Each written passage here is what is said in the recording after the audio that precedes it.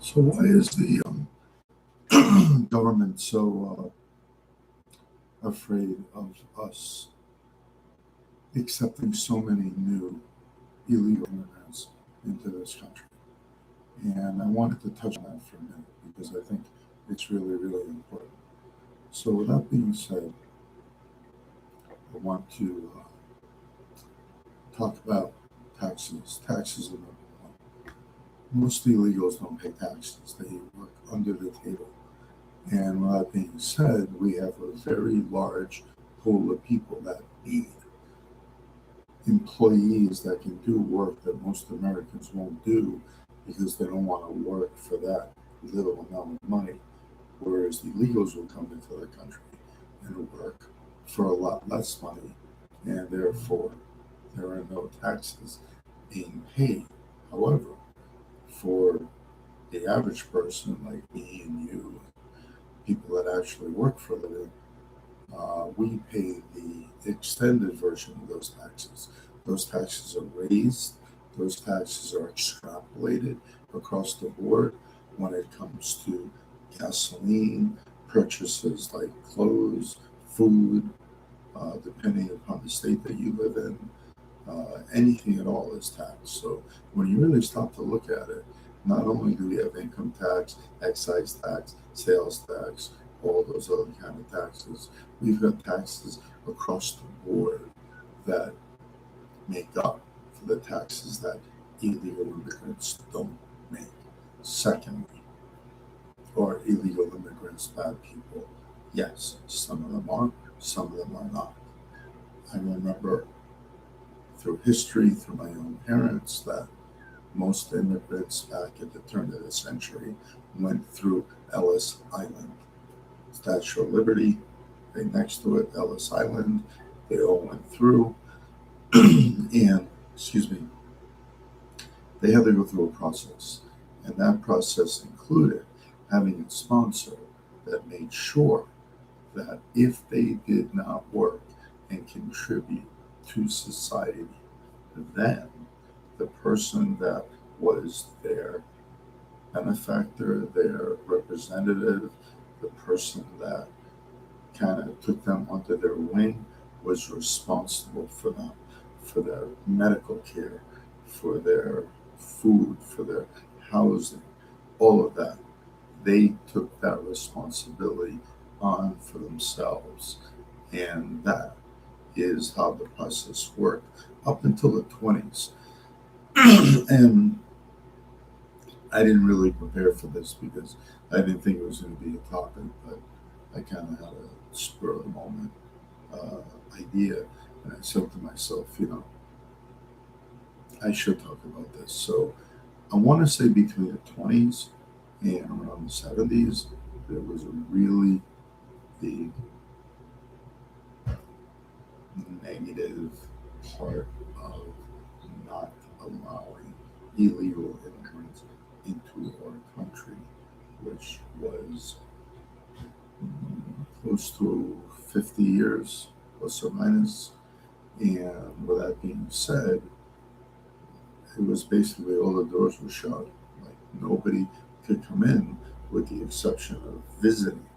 And then they had to leave. They had to have a visa.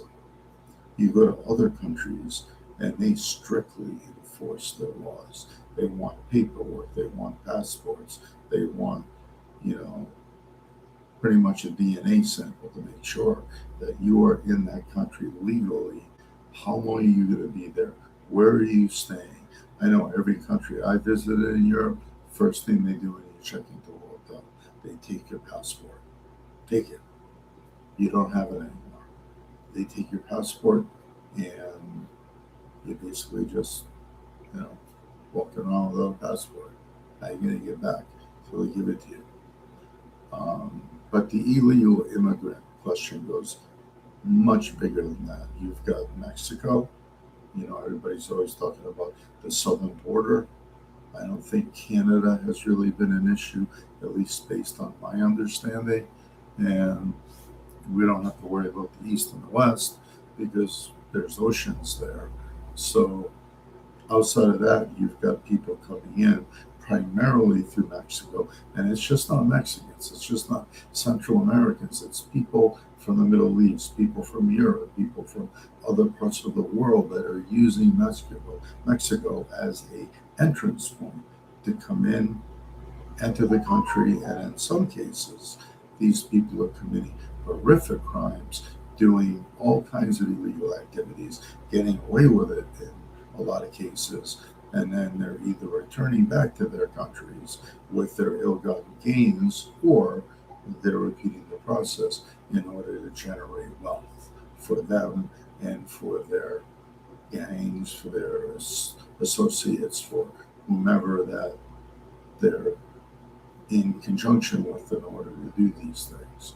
So I think that it's really important for strong borders, for politicians and government to finally take a stand and say, hey, enough is enough. We need to tighten our borders, tighten the restrictions, make sure that people that come into this country come in legally through the process, and then, and only then, will they be able to enter our country. And then when they enter our country, they need to assimilate to our country. They can't come into this country and try to change it into a country that it's not, whether it's religion, whether it's political.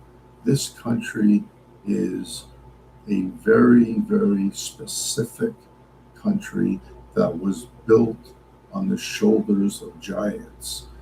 The people that are on the Declaration of Independence. John Hancock, the biggest signature on the Declaration of Independence. Benjamin Franklin, Sam Adams, John Quincy Adams, George Washington, all of the people that formulated this document either signed it or helped in its development, so that this country would be separate and apart. 13 independent states as one. E pluribus unum, out of many, one. 13 colonies turned into states, turned into a country, and now we have 50 states in a country with almost 400 million people. And out of those 400 million, I would wager the bet that at least close to 100 million aren't supposed to be here. So, that being said, I think that the government, there needs to be term limits. You can't have congressmen and senators spending 20, 30, 40, 50 years of their life in Washington. I mean, how do you look at somebody like Nancy Pelosi?